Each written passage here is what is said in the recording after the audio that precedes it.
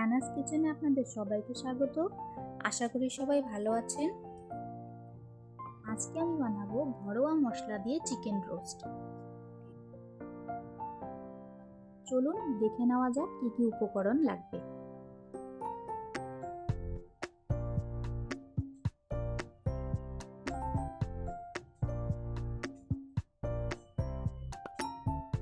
দুটো পেঁয়াজ কুচি, একটি টমেটো, 4-5টে রসুন কোয়া, 1 ইঞ্চি আদা, একটি শুকনো লঙ্কা, হাফ চামচ হলুদ গুঁড়ো ও হাফ চামচ ধনে গুঁড়ো, 20-25 গ্রাম চিনেবাদাম আর গরম মশলা। এরপর মশলাগুলো জল দিয়ে গুলে রাখবো। আমি আজকে 4 পিস লেগ পিস নিয়েছি। ম্যারিনেট করে নিব নুন, হলুদ ও লেবু দিয়ে।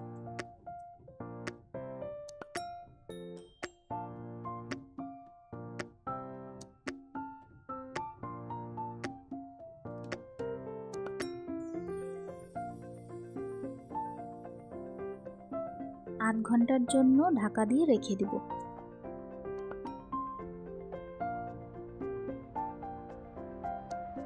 কড়াই গরম হলে 1 টেবিল স্পুন তেল দিয়ে একটি শুকনো লঙ্কা,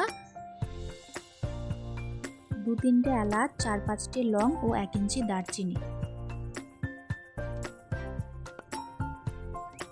হালকা করে ভেজে নিয়ে পেঁয়াজ কুচিটা দিয়ে দেব।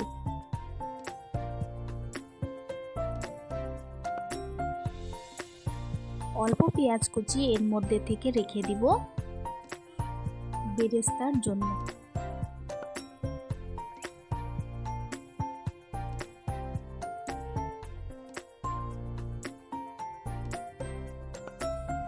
অল্প করে নুন দিয়ে দিব যাতে পেঁয়াজটা নরম হয়ে যায়। একটি টমেটো, আদা, রসুন দিয়ে ভালো করে ভেজে নেব।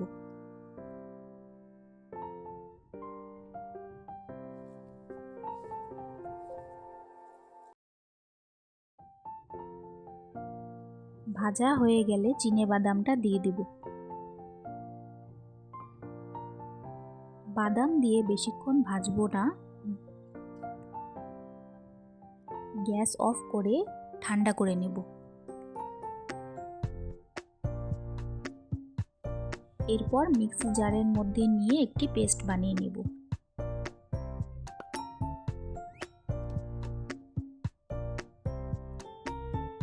পেস্ট হয়ে গেলে ঠিক এমন লাগবে। এরপর কড়াই গরম হলে 3 টেবিল স্পুন তেল দিয়ে দেব। পেঁয়াজ কুচিটা দিয়ে বেরেস্তা বানিয়ে নেব। লাল করে ভাজা হয়ে গেলে একটি বাটির মধ্যে তুলে রাখব।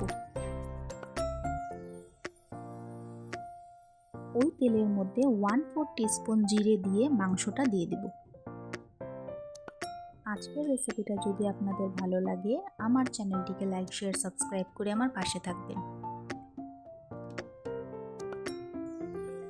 মাংসগুলো ঢাকা দিয়ে সেদ্ধ করে নেব।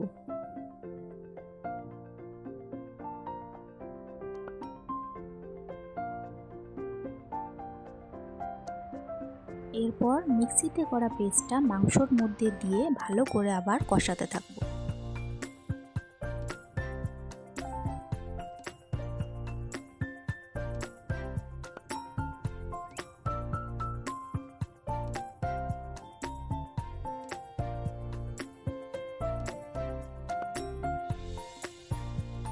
মিক্সির জারটা ধুয়ে অল্প করে জল দিয়ে দিলাম।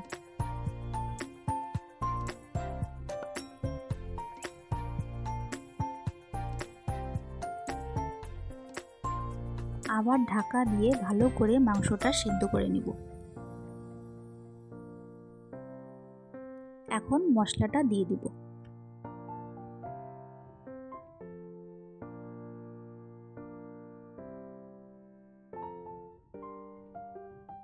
তেল ছাড়া অবধি ভাজতে থাকবো।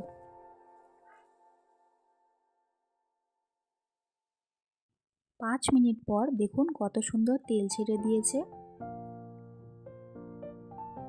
মাংসটাও সিদ্ধ হয়ে গেছে। আর কিছুক্ষণ ফুটিয়ে নিলেই তৈরি হয়ে গেল আমাদের আজকের চিকেন রোস্ট।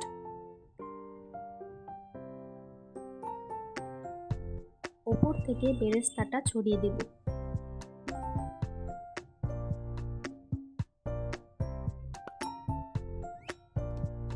ঘরোয়া মশলা দিয়ে এত সিম্পলভাবে চিকেন রোস্ট বাড়িতে অবশ্যই একবার ট্রাই করবেন।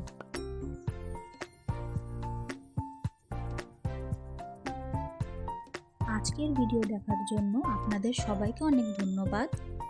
সবাই খুব ভালো থাকবেন।